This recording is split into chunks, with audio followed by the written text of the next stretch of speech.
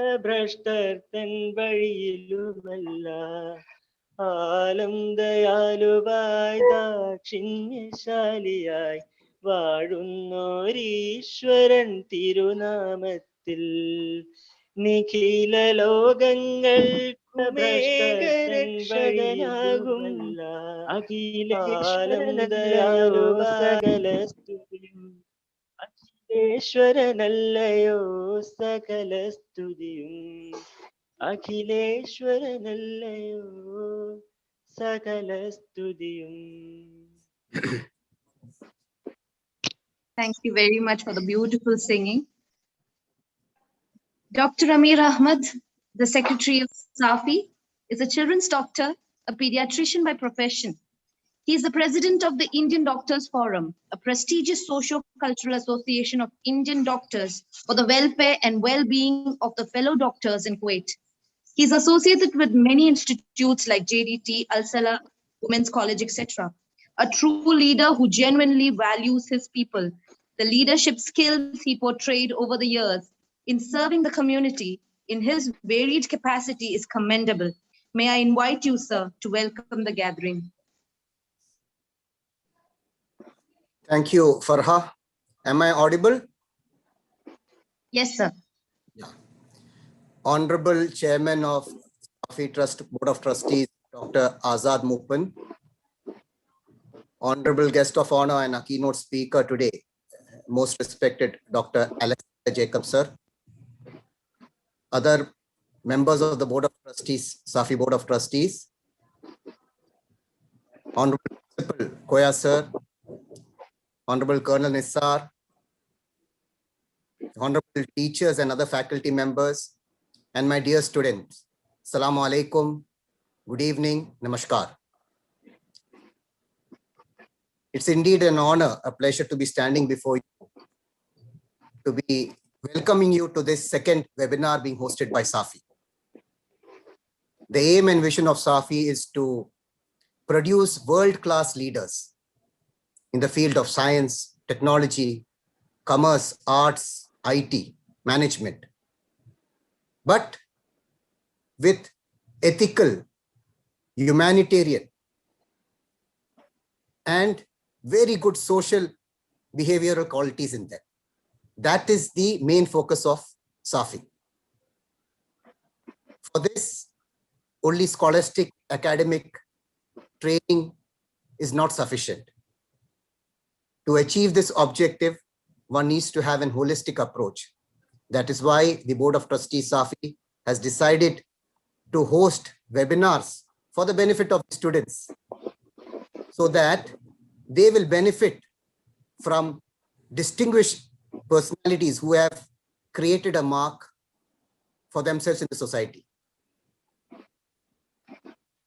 Dr. Alexander Jacob, sir, Safi happens to be the foremost unaided college. Its academic records are excellent. The faculty is one of the best of its kind. And few of our alumni students have, in a very short span, created a mark for themselves. They have created a name in the field where they have qualified from this institution. Today, indeed, we are blessed to have with us the most respected Dr. Alexander Jacob, sir, a retired DGP, who in his many years of service has come across many people. And today he is going to share with us very valuable lessons on effective leadership. I, on behalf of the Board of Trustees, Safi, would like to extend a warm welcome, first and foremost, to our Honorable Chairman, Dr. Azad, sir, our guest of honor, Dr. Alexander Jacob, sir, to the Principal, Professor M.B. Chikoya, to our Colonel Nissar Saab, to the respected faculty members of SIAS, and to all the other board members, Safi board members who have joined us over here, and to all the dear students. With these very few words, not taking much of your time, I extend once again a very warm welcome to one and all. Thank you. Thank you very much for your words, sir. Now we are moving on to the technical session. To formally introduce our guest of honor, I would like to invite Colonel Nisar Ahmad Siti, the Chief Operating Officer of Safi. I know I will fall short for words if I start to talk about his vibrant nature. His ardent services towards the Institute and our country is commendable. A man with a missionary zeal. May I invite you, sir, to introduce our guest of honor? A true leader is one who knows the way, goes the way, and shows the way. And a wonderful evening to all of you, and may peace be upon all of you. Ladies and gentlemen, we have a true leader amidst us today, Dr. Alexander Jacob, Indian Police Service retired, as the former DGP of Kerala Police. After his graduation in BSc Chemistry from Mar Ivanius College, he did his master's in English, politics, sociology, and an MPhil, followed by a doctorate in English literature. He started his career as a sub-editor in Malayalam Manoram. Thereafter, a lecturer in Mar Ivanius College. Though he was selected to the Indian Overseas Bank, he didn't want to join, and finally joined the prestigious Indian Police Service in 1982. Over a period of 3 decades plus, the honorable service, he had been part of very many prestigious appointments as collector of Kottayam, Kannur, then as a DIG, he was looking after the Northern Range. Then he was the police commissioner in Kochi. He was also the commandant of the Kerala Police Armed Battalion. And thereafter, as IG, he was looking after the police training and also the director of the police academy. If I continue, I can keep going on and on because that is the mettle of Dr. Alexander. So he is also a prolific writer. He has written about 8 to 9 books in English as well as Malayalam. And presently, he is the dean of the Vedic IAS Academy, where almost 3,000 plus students he is addressing through the online platform. So without wasting much of the time of our august audience, I extend a warm welcome, Dr. Alexander Jacob, sir. The stage is all yours. Over to you, sir. Dear Dr. Astad Mupan, leaders of Safi, and all the people who are listening to this program from different parts of the globe in different countries. You have taken a very important subject for discussion, that is effective leadership. Now, all of us know about leadership, but we should be very clear about what constitutes leadership and how leadership can become effective. In 1997, the Times magazine gave its cover page a great picture and said, what has happened to leadership? They put 6 quotes, and one, they said, the chair in which Roosevelt and Kennedy has sat, how come the present occupant is sitting as the President of the United States? They said, how come the chair on which Stalin and Khrushchev sat, a person like Boris Yeltsin, whom people called the boorish alcoholic, is sitting now? A seat on which Isaac Sato, the Prime Minister of Japan, sat, how come this kind of a fellow is sitting now? They asked, how come a chair in which Churchill sat, a person like John Major, who have not passed his 10th standard, is sitting as Prime Minister? And they showed the Indian Prime Minister chair and said, a chair on which Pandit Jawaharlal Nehru sat, how come the present fellow is sitting? I can't name him because I am a former civil servant, the Prime Minister of that time. Now the question is, how come great seats of leaders are occupied by the present occupants? That's what they discussed. So we want leaders of great stature who can rise to the occasion and save nations from peril. Now, whether leadership is made or leadership is born, after elaborate research, science says 20% of our leadership is born but 80% of the leadership is something which we create during our lifetime. So genetics and environment. Genetics constitute only 20%, but our environment constitutes about 80%. That's a division. Now, what constitutes leadership? They say 8 qualities constitute leadership. The first one is sense of history. Great people have a sense of history. They think and they analyze material and speak to the people with a sense of history. Abraham Lincoln, standing up in the Gettysburg battlefield, addresses the funeral ceremony. He starts, 407 years ago, our forefathers brought forth upon this continent a great nation conceived on liberty and dedicated to the principle that all men are created equal. He is drawing the attention of the people 87 years ago to the great assembly in which freedom was declared for the United States of America.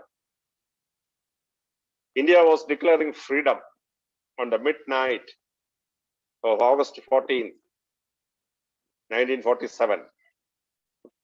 Pandit Jawaharlal Nehru stood up to make that famous oration. He starts, long years ago, we made a tryst with destiny, and now the time has come, we shall redeem our pledge. Now, history, centuries, thousands of years are analyzed to convey the message. Now, leaders have this capacity. Kadamanetta, in his famous poem, Kuratti, he says, Nammal ariyanam, nammalangana, nammalai, that is a quality. In Kerala, decentralization was to be implemented in 1997. So a document has to be prepared.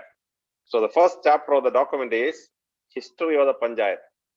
The Panchayat president and the elected representatives should know the history of the Panchayat. Then only they can have the decentralized planning, Janagi Asutrana, for that Panchayat. If a person doesn't know history, he cannot create leadership. So this sense of history develops by the time we are about 6 to 7 years old. Our grandmother will start a story. Long years ago, there lived a king. 500 years ago, Akbar was the emperor of Mughals. Like that, she will start. Or the family history told by the grandfather. So this sense of history is very, very important. The second quality of leaders, perhaps the most important quality of leaders, is far-sightedness.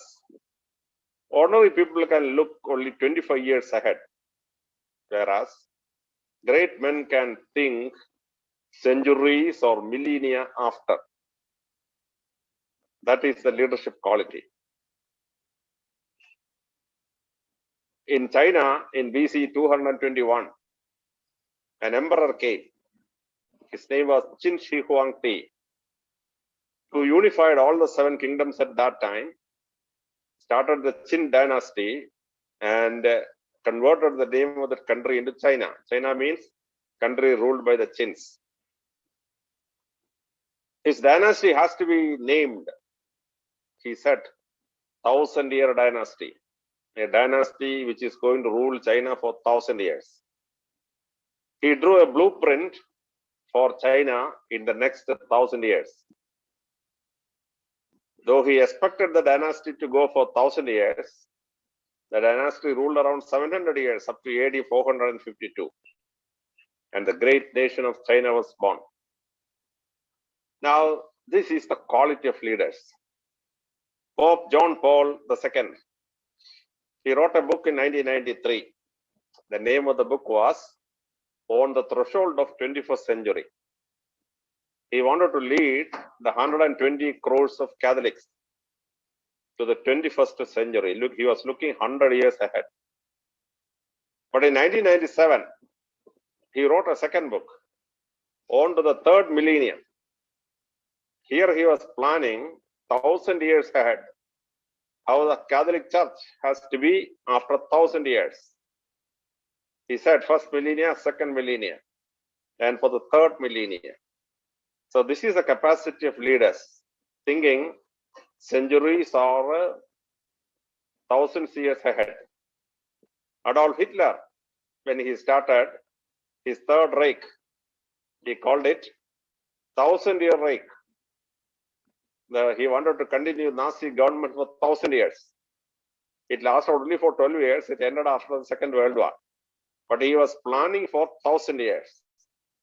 And whenever he starts a speech, he will say, 2,500 years ago, when the Germanic races started from the Eurasian steppes, like that he will start. So that is the quality of leaders, looking around centuries or thousands of years ahead. They plan for the future. The third quality of leaders is memory. Leaders are showing tremendous memory. When Napoleon was going on the war, he had around 6 lakh soldiers with him. And while the battle is on, suddenly Napoleon will say, Albert, fire that side. He had around 6,000 captains under him. But Napoleon could name each of them.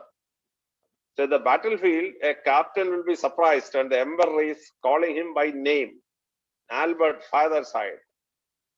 He could remember the whole map in his brain so accurately that when a column of soldiers loses the road, he will immediately say how to catch up with his that of the regiment's remaining columns. So this memory is required. When an MLA comes to the Chief Minister of Kerala, he should be able to remember 140 MLAs. When an Etumanur MLA come to him, he should correctly call him. What is the matter in Etumanur? How everything is going on good in Etumanur. But if the Etumanur MLA comes to the Chief Minister and Chief Minister asks him, is everything okay in Mattancheri? The MLA and the people coming along with him will immediately lose their face. The Chief Minister doesn't know the MLA. Unless you can remember 540 MPs, you cannot be the Prime Minister of this country. Of course, he will take some help from the private secretary or others, but he should remember all of them. You should remember the geography. You cannot have blunders while you speak to the people. So this memory of people atlas and the situation or the budget allocation, that is a tremendous thing for leaders. So memory has to be improved if you want to be an effective leader. The fourth important quality is your physical characteristics. Certain physical characteristics favor leadership. Certain physical characteristics do not favor leadership. For example, your height.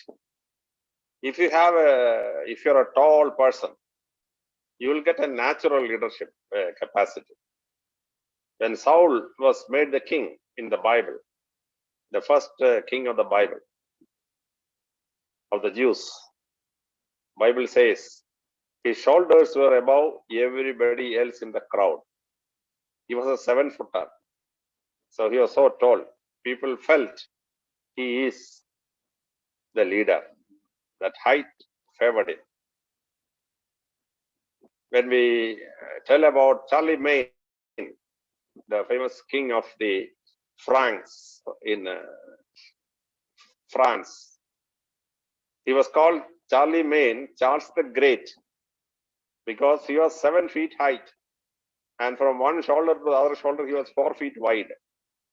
So by seeing him himself, people called him great because his size favored him. The capacity of Bhima in the Mahabharata was primarily because of his size. So if you're a tall person, you can attract leadership. When George Bush, the father, stood for election in 1988, he was 6 feet 3 inches tall. His opponent was Michael Dukakis, 5 feet 3 inches tall. So people saw them in the television having that TV debate. People said, let us vote for the tall man. And George Bush won by the biggest majority in American elections till that time. In 1992, George Bush was standing for the next election. Then Democrats said, we should not come in this blunder. They went in search of a tall fellow and they found Bill Clinton, 6 feet 3 inches, equal height. So when two people of equal height stood for the election, people looked closely at the faces of the two persons. George Bush looked like a monkey, whereas Bill Clinton was so handsome. Even Monica Lewinsky could not face his handsomeness. So the people voted for Bill Clinton and he became the president. So if you are a very short man, people do not trust you. In Malayalam, there is a saying, "Aalil kuriyavare viswasikkaruthu." That thing has come from the Onam story. Mahabali was doing his sacrifice. Then Vamanan came, short-statured person. He asked for 3 feet and cheated Mahabali. From that Onam story, the famous saying came in Malayalam, "Aalil kuriyavare viswasikkaruthu." In Tamil Nadu, in Tamil, they have another saying, "Kallane nambiyalum kullane nambaradu." That is, Kallan will cheat you sometimes, but Kullan will cheat you always. Short-statured man will cheat you always. Now, this is a proverb. Don't worry about it. The great leader Napoleon Bonaparte was 1 centimeter short of 5 feet, but he became one of the greatest emperors. If you're a short-statured person, you have to work extra to become a leader. That's all. Your tall stature is an added advantage. In psychology, they say height goes with leadership. That's the impression. And the way you look at is also very important. A very important part of your face is your eyebrows. If you have thick eyebrows, you are supposed to be a man with a decision-making capacity. Decision-making capacity. Ramesses II, the pharaoh of Egypt, his great statue, 66 feet tall, had fallen. And Shelley, the English poet, came to Egypt. And seeing that statue, fallen statue, he wrote a poem, Ozymandias. Ozymandias was a nickname for Pharaoh Ramesses II. And Shelley writes, his thick eyebrow shows he was a man of great demesne. He was a great decision maker. That's the impression.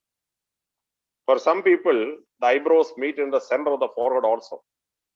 It is supposed to be a cruel nature. Ravana in Ramayanam had this particular feature. The eyebrows was thickly growing in the center of the forehead also. In Mahabharata, Duryodhana is described by Vedavyasa. He says, Duryodhana's eyebrows met in the center of the forehead also. It was growing in the center of the forehead also. So it is supposed to be a very cruel character. So if anybody have eyebrows growing in the center of the forehead, please shave it off before you face the people, or else the people will think that you are a very cruel person. Your ears is very, very special. If you have large ears, it is very favorable for leaders. There is a famous saying in Mahabharata. Yudhishthira had large ears. Vedavyasa says, when he was riding an elephant, the ears of Yudhishthira and ears of elephant appeared the same. So large the ears. In Malayalam, there is a saying, Aana cheviyullavan nallavan salkirthnedam. If you have large ears, people will feel you are a very good leader. You are a nice human being. That's what they feel. And your ears have an ear lobe hanging downwards. If it is long and protruding downwards, you will become a very rich person. You will be a billionaire. You must have seen Gandhara Buddha statues. Lord Buddha's ear lobes are drooping downwards until it touches the shoulders. Kalidasa describes Raghu in the great Raghu Amsha. He says, the great king Raghu, his ear lobes are hanging downwards up to the shoulders. So treasuries of this kingdom, Surya Vamsham, will never be empty, because the king had protruding ear lobes hanging down up to the shoulders. So you will become a billionaire if it happens to be so. That is why for our daughters, we have the ear rings very long, hanging down. It will bring the earlobes down so that after the girl is married off, she will not be poverty stricken. There will be enough money in the husband's house. That's kind of a feeling. A very important part of your face is your nose. If you have a long nose, it is indicative of your decision making, leadership quality. Coleridge, the great writer in English, he writes this great article. He says, nose is the index of your willpower and the rudder of your face. It gives shape to your face, as well as it shows that you are a great decision maker. You have a great willpower. You must have seen Indira Gandhi, our famous prime minister. Her nose was so long that half of her face was her nose. She could take some decisions which no prime minister before or after could take in Indian history. The Indian army had reached about 200 kilometers from Dhaka when the American 7th Fleet reached Hooghly. American president was threatening. Any other prime minister would have stopped the war. Indira Gandhi didn't. She continued for 3 more years, 3 more days, until Dhaka fell on December 17. She didn't stop. Long-nosed people are like that. A very important part of your face is your eyes. There are 3 different kinds of eyes. One is called shining or sparkling eyes. People with a shining eye, sparkling eye will become great leaders. A second important thing is genius eye. People who have extraordinary intelligence. It can be seen from their eyes. Plato writes about his great guru Socrates. He says his eyes were in deep socket, but within that socket, it used to bulge out like a ball. So if anybody have deep eyes set with protruding eyes, in Malayalam we call him Untakannan, and such people are highly genius people. Look at the eyes of Isaac Newton or Abraham Lincoln, or look at the eyes of Immanuel Kant, or the great geniuses. They have eyes in deep sockets, bulging out like a ball. Now look at APJ Abdul Kalam. The eyes shows the genius, the brilliance of the person. There is a third set of eyes called lean and hungry eyes. Such persons cannot become leaders. In a famous drama, Julius Caesar, Shakespeare writes, Caesar was standing in front of the Senate when Cassius was coming, the would-be assassin. And Shakespeare makes Julius Caesar commenting, John Cassius, he has a lean and hungry look. Such men are dangerous. Let me have fat men around me. If you have lean and hungry eyes, people will not vote for you. You will feel you are a very bad person. A very important part of your face, one of the very important parts is your chin. Some people have split chin. It divides in the center. The chin is split. If anybody have a split chin, he's a great divider. Whichever political party he enters, he will divide it into 2. If he cannot divide the political party, he will make it into A group, B group, and C group. That kind of a thing. You should have a dividing, not a dividing chin, but a unified chin. Look at Sam Manekshaw, our great field marshal. Genius eye plus a unified chin. That shows his determination. He is a great leader, Sam Manekshaw. And a very important part, another part of your face is your cheeks. Some people have hollow cheeks. People cannot become good leaders if you have hollow cheeks. Abraham Lincoln had hollow cheeks. He stood for election 11 times and failed in 10 times. He only won once into the Senate. Then he stood for election as president for the 12th election. And a girl of 12 years old wrote to him, Mr. Lincoln, I heard my mother and my mother's sister discussing that they will not vote for you because you have hollow cheeks. Please grow a beard and cover your cheeks. Lincoln immediately grew a beard and covered his cheeks. And he won the president election, not with majority. His opponent Douglas scored 60,000 votes more than Lincoln. But because of the primary system, he narrowly became president. He came to Chicago and called to the crowd. If that girl who wrote that letter to me is in the crowd, please come to the stage. The 12-year-old girl walked up to the stage. Lincoln lifted her and said, I am president of the United States because of this girl. And that is the peculiarity. But one more thing you have to take care, that is your forehead. People with the large foreheads are natural leaders, because the frontal lobe of our brain controls our decision making and our analytical power and all. So people with large foreheads are very good decision makers and very good leaders. And your shape of your forehead will tell you what kind of area of knowledge you will excel. Some people have their forehead extended on the left side towards the cranium. Such people are very good in science subjects. Some people have their forehead extended on the right side. They are very good at art subject. Some people have their forehead extending on both the sides. Subject is immaterial. Whatever be the subject, you can easily win and become a great leader. So your forehead, so the people who want to become leaders should comb their hair as far backwards as possible, so that the full forehead can be seen. That creates an impression in the crowd. Look at the great world leaders, whether it's Churchill or Lincoln or Khrushchev or Pandit Jawaharlal Nehru, or look at Roosevelt or the chief ministers of Kerala. Everybody have large foreheads. It's an indicator of your leadership quality. Now, these are some of the indicators which the body language, that great book by the German psychologist, describes for you. Now, don't think it is too much about these physical characteristics. If you have it, it's an advantage. If you don't have these characteristics, you have to work more to become a leader. That's all. Don't get carried away by this kind of information. I only gave indications of some indicators of the great leaders. If you have it, well and good. That's all. The fourth quality of the fifth quality of leaders is communication skill. Great leaders can communicate to the crowd very easily, and they can easily read the faces of people and find out what kind of a thinking they have. So there is a great book called The Treasury of World's Greatest Speeches by Houston Peterson.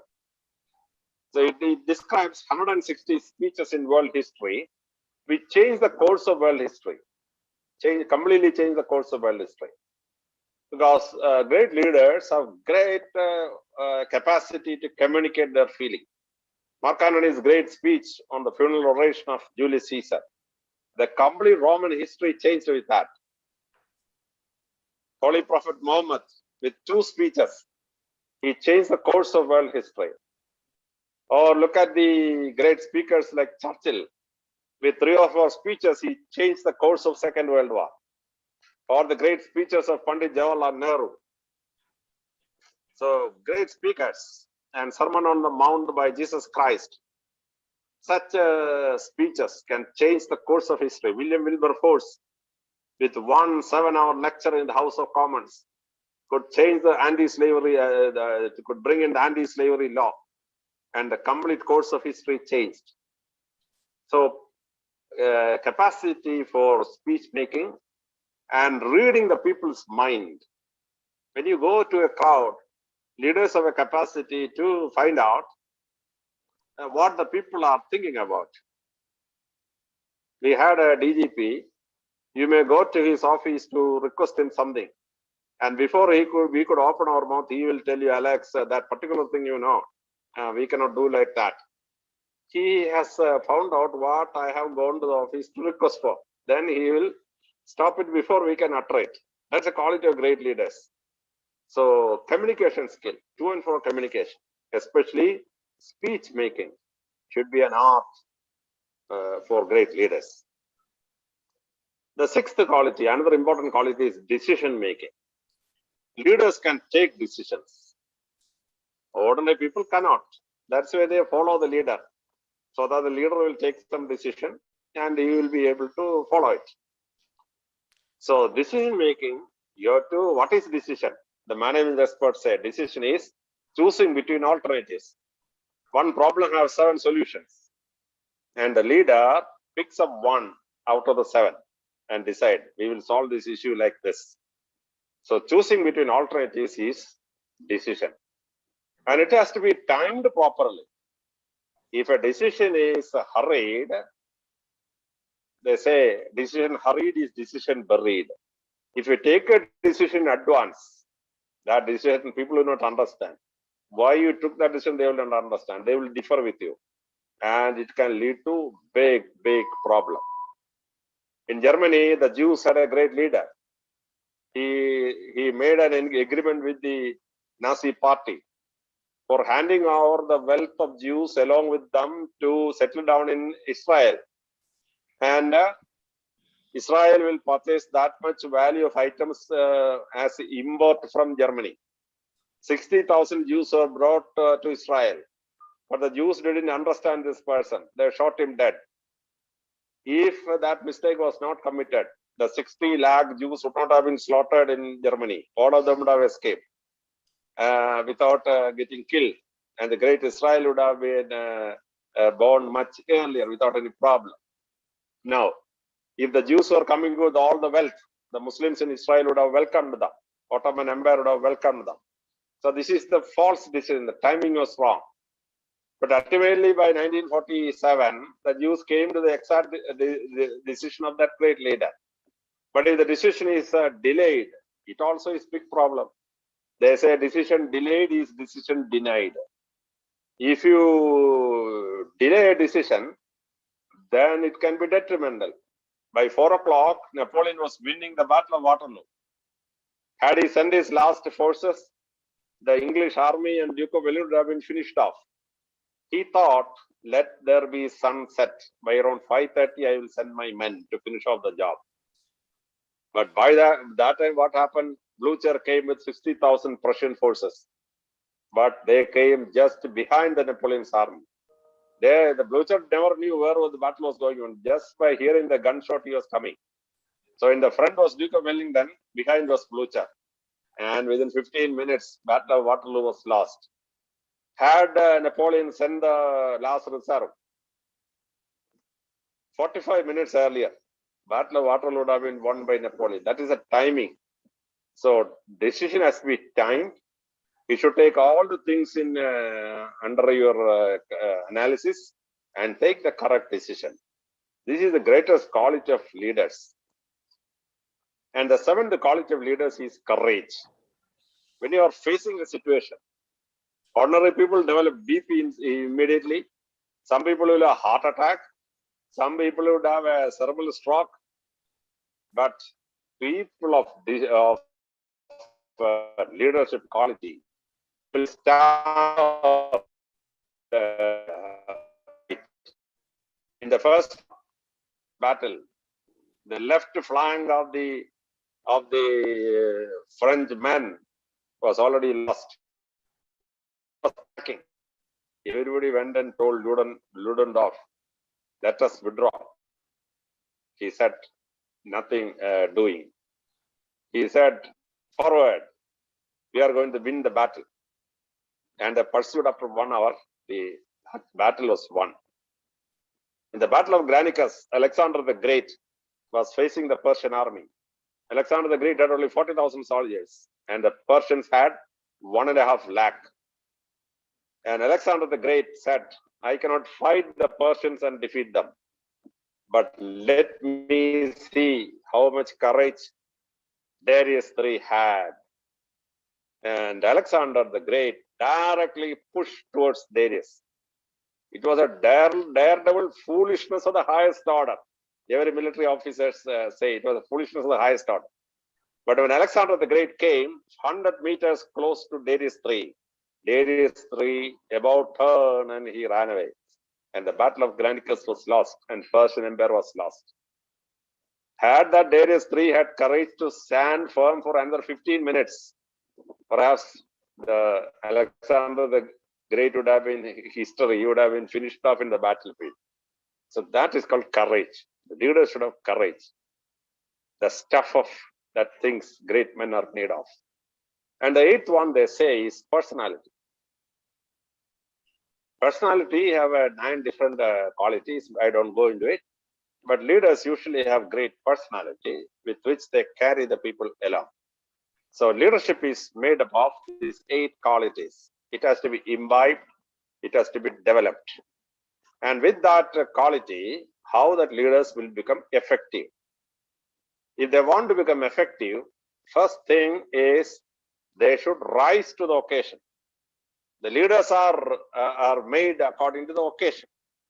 If Napoleon Bonaparte was born 100 years later, Napoleon Bonaparte would have ended up just as a corporal in the French army, nothing else. He was born in 1769, and by the time he reached his 20s, the French Revolution happened, and then there was anarchy in France, with which he could capture power in 1800, and he became the great person. Winston Churchill was the disgruntled politician of England. Nobody bothered about him. Then came the Second World War. And the Second World War, Neville Chamberlain fell, and they called Churchill. Churchill took as a wartime prime minister and won the war.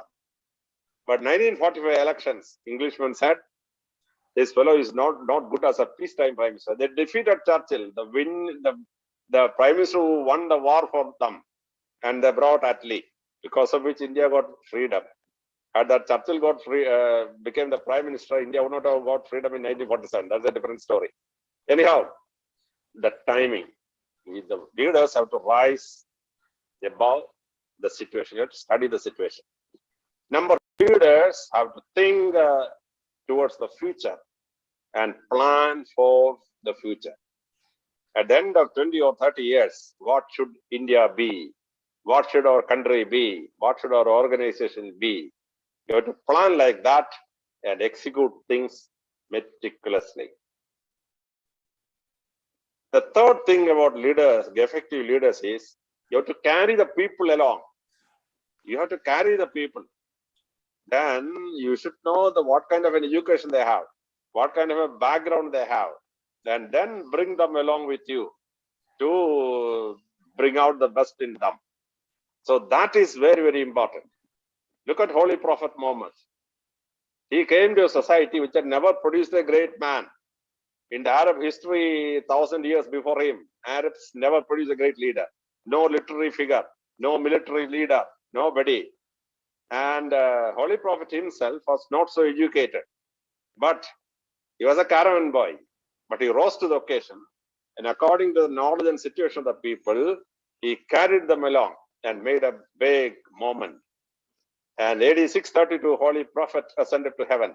But within 100 years, by 732 AD, around 3 crore square kilometers of area, from Spain up to the eastern India, and having more than 3 crore square kilometers of area, and now numbering around 160 crores of the people came under the influence, under the rulership of Islam. So this is carrying the people along. If you behave ahead of them or behind them, you will be a failure. You cannot be an effective leader. So this is very important, carrying the people along with you. Fourth one is carrying the economic matter correctly. If you have only 100 rupees and if you start spending 1,000 rupees, your economy will be broke. You will create the Great Depression of 1928 like situation, and you will be the cursed person. Herbert Hoover was one of the best presidents of America, but with one blunder, the 1928 Great Depression came, and he is one of the presidents of America most hated by people. One of the best president became the most hated person. If economy cannot be managed, you cannot be a good leader. According to the situation, you have to create money or develop money. That's very important. And the fifth one is when you develop your ideas, you should be able to percolate that to the ground level. GDP is not important. You can develop your GDP 10% per year. Country will not improve. Great buildings may come. Country will not improve. What you want is GDH, gross domestic happiness. Poverty has to be abolished. People have to be made happy. As Bhutan declared in 1913, gross domestic happiness. Now around 120 countries follow not GDP but GDH, gross domestic happiness. So that is very, very important thing you should have. And this kind of effective leadership has to be there. Now, a very important part is how to plan for the future. If you are a good leader in 2010, that is one thing. But if people wanted to praise you as a leader in 2050 or 2060, you should be able to find out where the resources can come and how to tap that resources. If that is not there, you can't do anything. Look at Kerala. Kerala is one of the richest land in this world. Beautiful land. But why we are in poverty? Why we cannot rise up? Because our natural resource we cannot use. One of the God has given us the largest resource, water. If we can use our water to make drinking water and supply to India and the whole of the Gulf, India will be richest country, richest state. What use? We are crying out Kuttanad and all the water there. You put 100 drinking water projects there. The water level in Kuttanad will go down by 3 meters. The entire Kuttanad will be solved. Kerala will become a very rich country. One of the great richest resource God gave us was the Varkali deposits from Kadakottam, Attingal, Varkala up to Punalur. The geologists estimate it to be worth $2 lakh crore worth. Because without this white clay, most of the medicines tablets cannot be made, chappals cannot be made, about 49 items can be made only with this white clay. And God has given us such an amount of white clay. There is only one company, that is the English Indian clays. A fellow from UP is invested around 40 crores, and per year he is taking 4,000 crores back to UP. Why Malayalis cannot produce this? We will not use it. There will be strike and there will be all kind of problem. God has given us white sand in Pallipuram in Alappuzha. It is estimated to be worth 1 lakh crore US dollars. In Pallipuram, 12 kilometers long and 8 kilometers wide is pure, 99.92% pure silica. Nowhere in the world such silica is available. But we cannot use it. We will not use it. That's the problem. The black sand in Alleppey coast, Kollam coast, and in Manalakurchi in Trivandrum. It is worth around 1 lakh crore of US dollars. Every year there is some strike. Don't take it. Don't take it. Just keep it. Like the Budam, which is keeping the diamonds, we will not utilize it. The green leaves of Kerala alone is enough to make Kerala one of the richest country in the world. Chlorophyll separation and utilizing in the world medicine and all kinds of things. Lakhs and crores of can be made. We have a lot of resources like this. Now we are not utilizing it. This is our problem. India is also blessed with richest resources. For example, geologists have come and told us that deep sea mining in Arabian Sea and the Bay of Bengal, around 7 lakh crores is the Indian Ocean. And deep sea mining possibilities in Bay of Bengal and Arabian Sea, it contains a lot of minerals and other things so peculiar to Indian Ocean alone. Pacific Ocean or Atlantic Ocean do not have it. If you extract it out of the deep sea, then Kerala will be the richest part on the earth's surface. Can we utilize it? When somebody was going to make deep sea trawlers, there was a big problem in the Kerala elections. They were telling deep sea fishing, big problem. Instead of extracting that wealth, you are compelling our fishermen to go in catamarans for centuries. You will not allow them to develop themselves. So this kind of knowing our resources. 92% of the world's mica is in India. Without mica, you cannot create rockets. Without mica, you cannot make computers. If you fix a price for mica, the whole world will follow us because they don't have mica. We have mica. This is the way we have to utilize our natural resources. And the next one which leaders should have for future planning is what are the areas in which you have to plan, you have to work out your plan. For example, you cannot remain on fossil fuel. you have to go for non-conventional energy, solar energy. Now we are bringing electricity 2,000 kilometers away from Kottagundam and Ramagundam. But if you have solar panels above the highways of Kerala alone, from Parasala to Kasaragod, if you put solar panel on top of the national highways, you will have a shade underneath and you will have enough electricity and surplus for the whole of Kerala and part of Tamil Nadu. Solar energy. Wind energy. We have Western Ghats.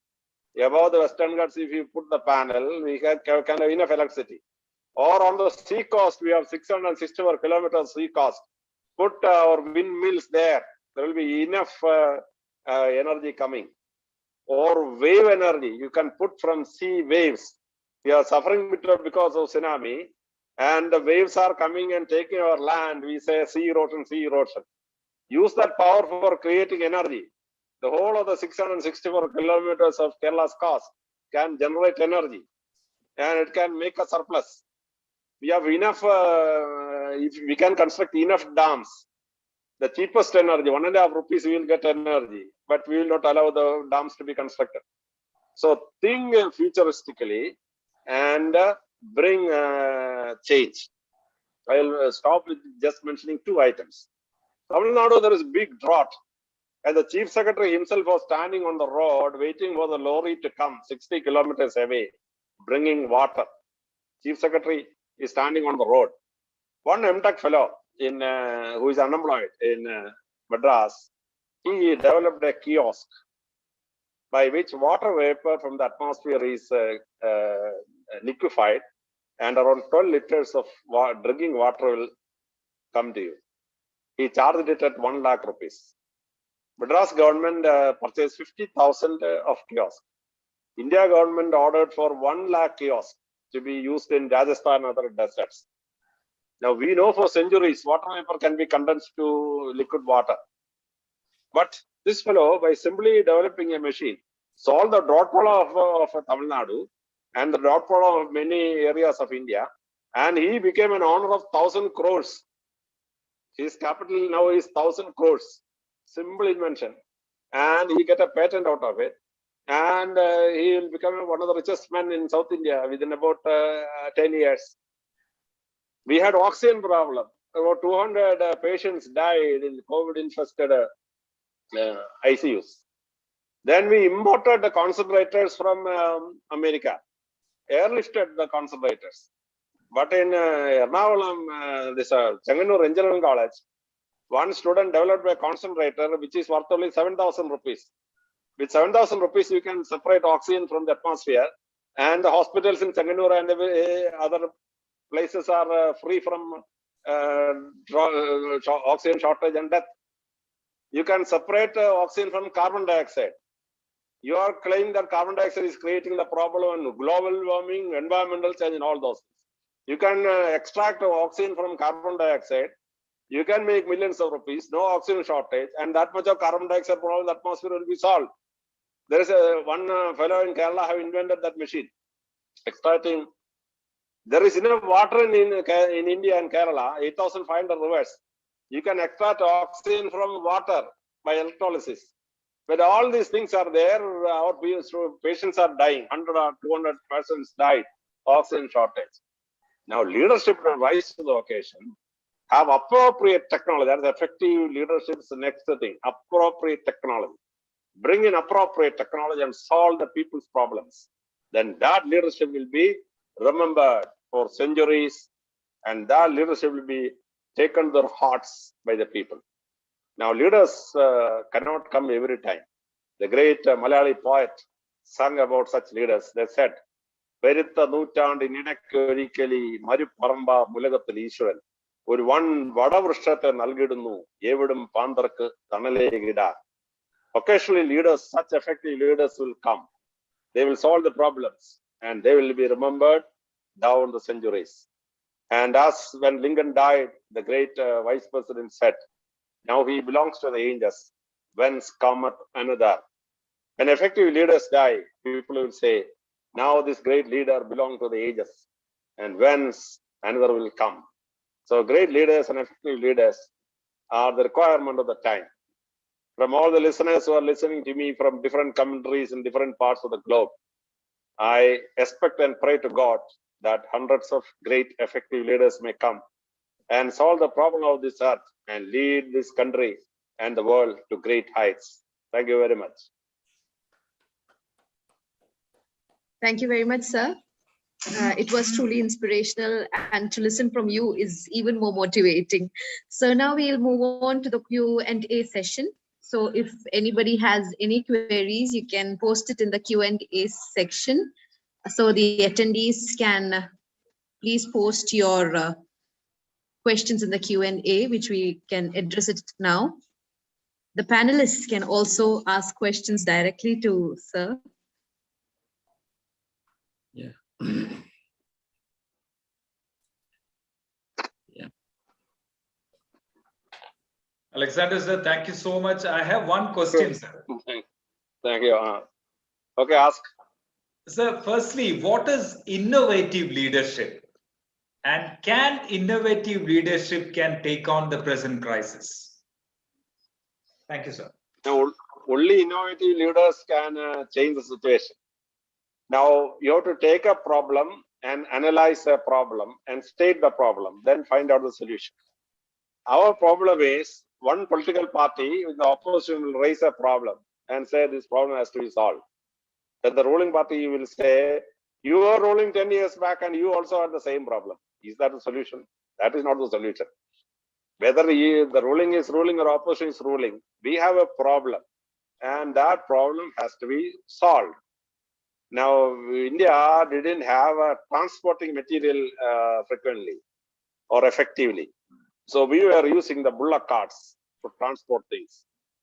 And our great Swaminathan, he put on the bullock cart the ball bearings of a truck. So immediately, 2 bullocks can carry, instead of 1 ton previously, 4 tons effectively. Now, change a small innovation on the wheel improved the transportation of goods in rural India by 400%. Just a ball bearing on the wheel of the bullock cart. So this is called innovative decision making by a great leader. Or rural poverty, big rural poverty. How to solve it? We in Kerala are living in heaven, because when I went to rural areas of Uttar Pradesh and Bihar, untold miseries. Below, they are living below human being status, just like animals. Now, somebody have to find out a way to solve this problem. So what immediately our great leader said, that he started a program called Antyodaya program. And later it is improved as the Manrega program. That is compulsory employment, and thereby the wages are paid to the rural areas. So that immediately changed the situation. Now rural poverty to a large extent was solved. So effective leaders have to find out from the ground reality what innovation can solve the problem. If you can have such a problem, then the solution will immediately come. So that is what is required. Thank you. Thank you, Thank sir. you, sir. We have another question by Mr. Hamza Rahman. As we know that we have great leaders like Hitler, Stalin and all, but humanity needs positive leaders. So how can we eliminate the anti-human leaders? This timely action was needed to prevent such leaders from coming. For example, Hitler. Hitler was nobody in Germany. He had this German Workers' Party, which later became the National Socialist Party or Nazi Party. Even in 1926, he was in prison. 1924, he tried the beer hall push and he landed up in prison. But then the 1928 economic collapse happened due to the depression. And then Hitler came to the thing and started offering certain things. And then he got about 112 seats in the Reichstag. Then von Papen thought that he can use Hitler to wield the power indirectly. One of the biggest miscalculation, and Hitler was made the chancellor. And within 1 year, Hindenburg died and he became the president also. Now, when dangers are coming on the horizon itself, you should be able to identify such a problem and destroy it in the beginning itself. Hitler could have been easily finished if the political parties at that time united. The German electorate, around 60% of them belong to three parties: Communist Party, Socialist Party, and the Jews. If two of them joined together, Hitler's Nazi party would never have won the election. Now, socialists cannot go with the communists, communists cannot go with the Jews, and socialists would go with the Jews. So all the three fought the election separately. And among the four, the bigger was Nazis, and they got 40% seats in the Reichstag, and they captured power. And then Hitler, for the first time, finished off the communists. When communists were finished off, the socialists and the Jews didn't matter. They said nothing, and we are not bothered. Then Hitler went against the labor force. When labor force was suppressed, socialists and the Jews didn't act. Then Hitler turned against the socialists. And when the socialists were finished off, everybody kept quiet. Then Hitler turned against the Jews. Then nobody was there to help finish off. So right coalition has to be made when a notorious leader is emerging. This has to be very, very, very carefully studied. That is preventing of bad leaders. Historical situation may help some people, but coalitions has to be made against such bad leaders. Then education system has to be preserved. That is another important part. Hitler made a famous sentence: "Give me a child of 8, I will make him a Nazi." If education system is changed, bad leaders will emerge out of the education system. So moral classes has to be there, and they should be educated rightly to prevent negative leaders coming up and positive leaders emerges out. Okay, thank you. Yes, thank you, sir. Now we have another question from the civil service aspirants, some tips, and also another question by Mr. Sunush Suresh. He has a question regarding the civil service itself. Attempting civil service with a bachelor's degree and attempting it with a PhD, does it make any difference? That's a very, very serious question. Attempting with a bachelor degree alone is a little risky. In Kerala history, our Srivastava Sir and Arun Kumar Sinha Senior and Rishiraj Singh, 3 persons made it to the IPS with only a bachelor degree. But 98% of the people have taken a postgraduate degree, if it is an art subject. But in the last 8 years, one phenomenon is appearing. Out of 100 students who clear the civil services, 42% of them are BTech graduates, and 13% of them are MBBS graduates. So put together, 55% of the candidates are professional doctors or professional engineers. So if you are a professional in these 2 fields, graduation alone is sufficient. That is another phenomenon which have been found out. So be very careful, but see to it that you cover the whole syllabus and listen to very good programs. At our time, we couldn't go to coaching classes, but now the entire coaching class is arriving to your home. You can listen to the whole classes at home. When at your spare time, you can hear it and learn for the civil service. So go for such scheme. For example, I am Dean of Vedic IAS Academy. Vedic IAS Academy is covering the whole program in around 1,200 video programs, around 800 hours of program. I myself have given over 210 episodes to the civil service coaching. So you can join such schemes and follow the civil service classes. Balance portion is cannot be answered in a small question and session like this. Okay. Thank you, sir. Now we have a question by Anil Balan. What is your opinion on the current leaders of India and of the world? Could rarely see any of the qualities effectively that you have mentioned today. Now, as a civil servant, IAS and IPS officers, we have a order of silence for 5 years. So I have retired around 4 years and 9 months back. So another 3 months, I cannot open my mouth and say opinion about present political leaders, whether from center or the state. So after 3 months, I may be able to answer your question, not till that time. Okay. Disciplinary matter. Yes, sir. Now we have another question from Mr. E.P. Sasidaran. Why do some great leaders do very well and suddenly fall from grace? Now, when the situation changes, you are supposed to change accordingly. If you remain stiff without change, then you will end up in problem. Like Kwame Nkrumah of Ghana, very good president. He ruled for about 6 years. Then suddenly he went into disgrace and he fell because he didn't change according to time. Sukarno, the great leader of Indonesia, very good leader, and he was principally responsible for bringing freedom to Indonesia.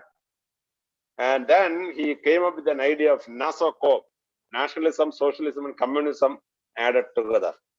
This brought in McCarthyism into operation. America had a military coup against him and he fell.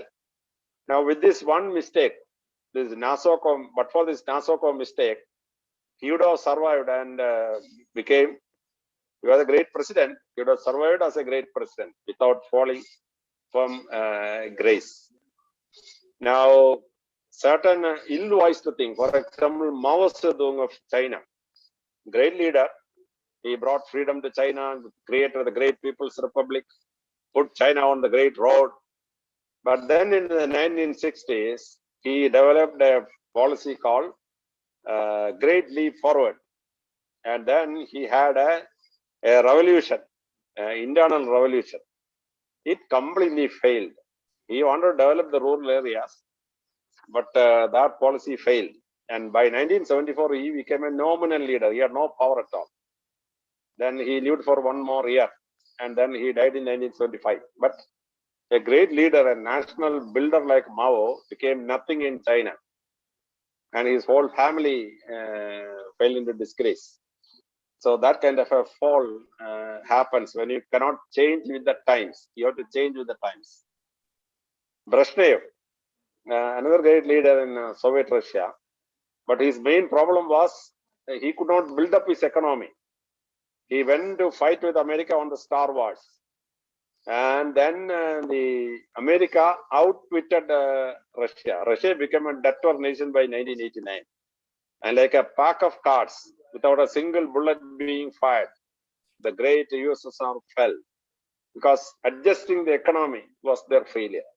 Great leaders should change with the times. If you cannot do that, big failure will come. So that is what you have to know. Change with the times. Okay. Yes, sir. Thank you very much. There's one more question by Mr. Muhammad Ashik Sultan. What is scientific leadership, which was used by Mahatma Gandhi and Nehru? Do you think scientific way can solve current issues? Now, scientific way can be used in certain situations. It cannot be used in other situations. Now, Mahatma Gandhi was very good when he fought against the British and argued for cottage industries, argued for chakra and all other items. He wanted to have the village economy built up so that poverty can be solved. But when the world was going so fast, people cannot stick on with chakra. And then people cannot go on with the Khadi village industries program of Mahatma Gandhi. So then Nehru stepped in and he brought in democratic socialism. Very good for the 50s. Through your 5-year plan, he developed. But by 1970s, the democratic socialism cannot be pulled ahead because the world was changing so fast that we had to go to a new system. And it plodded on for another 15 years till Manmohan Singh stepped in by 1991 with the great system of LPG. He liberated our economy, and then India truly became a great power. India was growing at 3.5%, but by 2012, Indian economy was growing at 11% and 11.4%. 1911, 2011 and 2012. Then he had a heart attack and a bypass surgery, and then for 1 year he couldn't act, and it cost him the next election. That's a different thing. But the thing have to move. So in the 1930s and 40s, Gandhiji was right. 50s and 60s, Nehru was right. But in the 80s, we had to shift. At that time, we delayed for 15 years. And then Manmohan Singh came and liberated us. So that's a different thing. But from 2020 onwards, the theory of Manmohan Singh will not work now. Now you have to change the situation to develop Indian economy in a different way. Now we cannot have the Manmohan Singh's LPG continuing.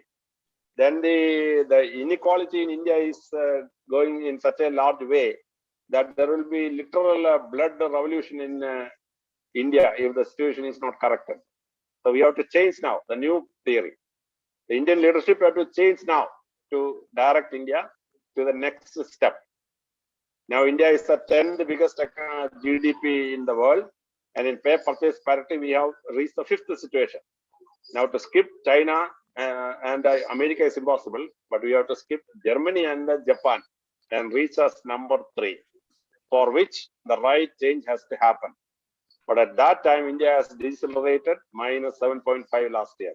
Economy had gone down. Unemployment had become 46 years biggest, highest unemployment. So you have to have real innovative scientific leadership to change the situation now. Then only India can come back again on the path of growth. Okay. Yes, sir. Thank you very much. We have a question by Dr. Hassan Sharif. How can we create an effective leadership culture among our students? Now, first thing is allow the students to come out with their original ideas. You will be surprised that our students have more knowledge and right thinking than the principal of the college. I have gone to many colleges, and after my lecture, I asked the students for this problem, what is the solution? Even I was wonderstruck. The students in the college studying in the degree classes come out with the solutions which I have never thought of, the principal have never thought of, and the staff has never thought of. And some of the ideas which the students in the college told me, I have put it in writing and brought to the notice of 5-year planning committee, and sometimes to the finance minister. And many times such ideas have been accepted many times. So this is what you have to understand. Now Kerala had big food prices going on. Food prices.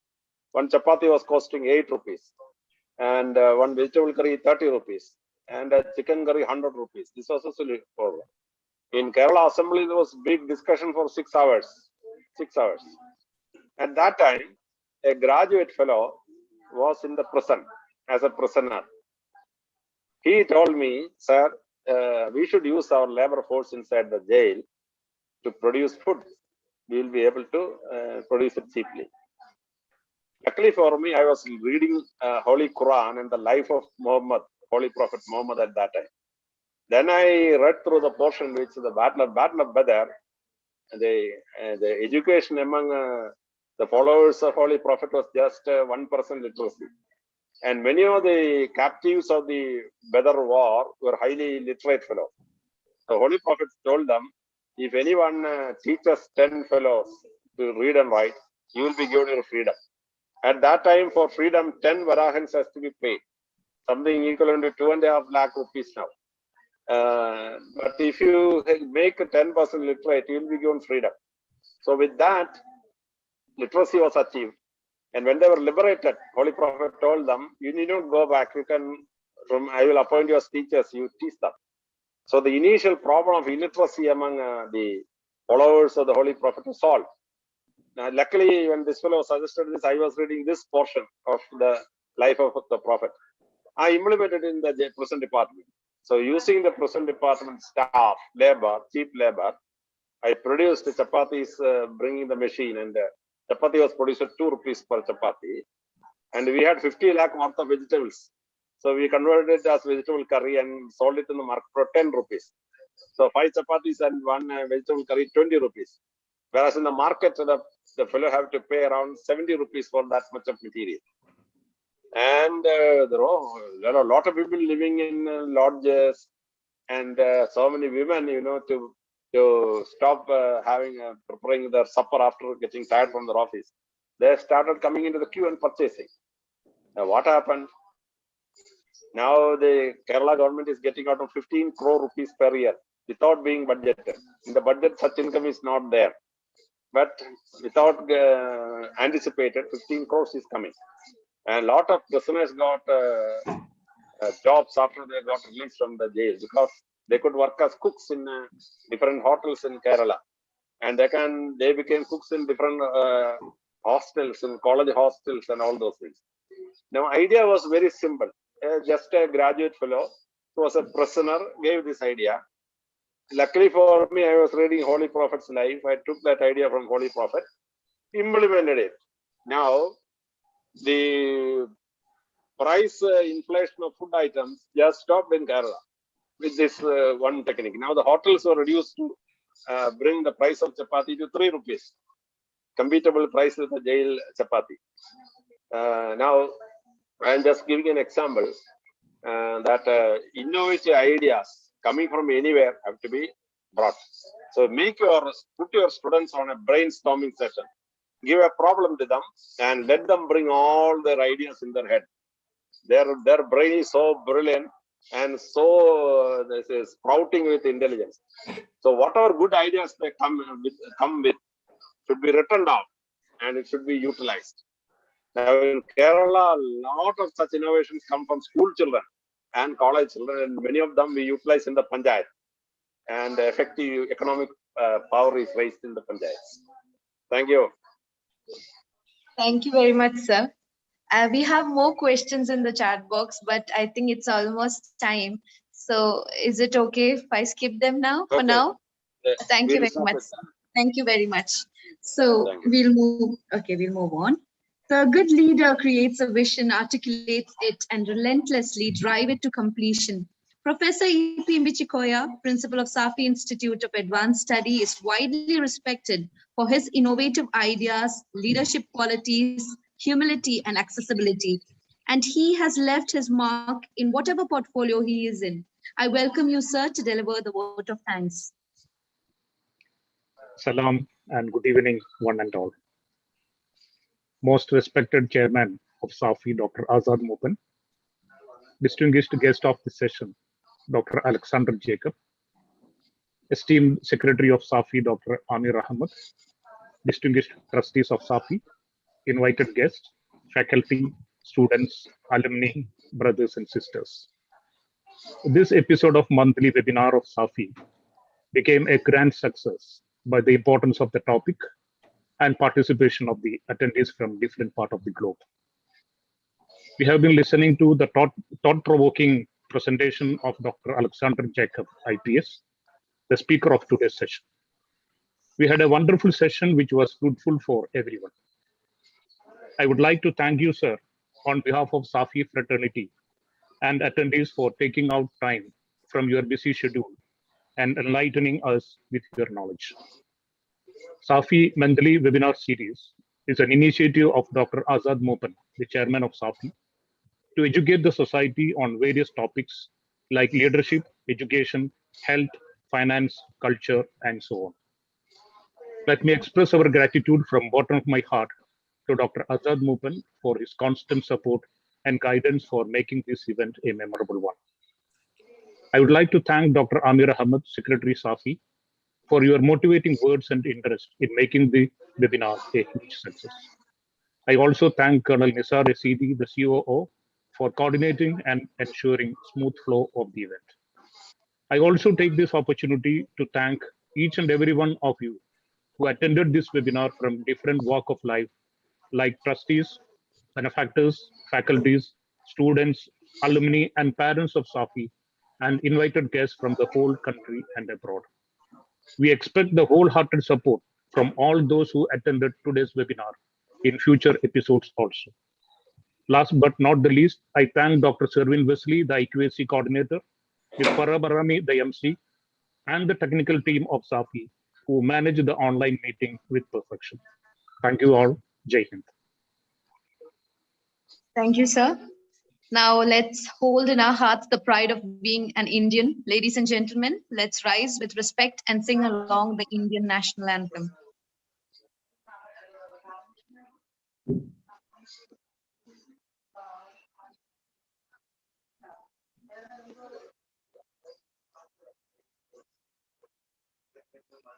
जनगण मन अधिनायक जय हे भारत भाग्य विधाता पंजाब सिंध गुजरात मराठा द्राविड उत्कल बंगा विंध्य हिमाचल यमुना गंगा उच्चल जलधि तरंगा तव शुभ नामे जागे तव शुभ आशीष मांगे गाहे तव जय गाथा जन गण मंगलदायक जय हे भारत भाग्य विधाता जय हे जय हे जय हे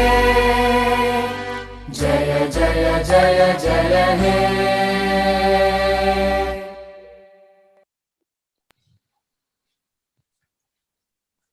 Thank you very much. Thank you once again to all those who have joined us for this webinar series. This was the episode 2, and we'll have next month, we'll have our episode 3 coming up. So hopefully we'll meet you in the next webinar as well. So thank you for joining in.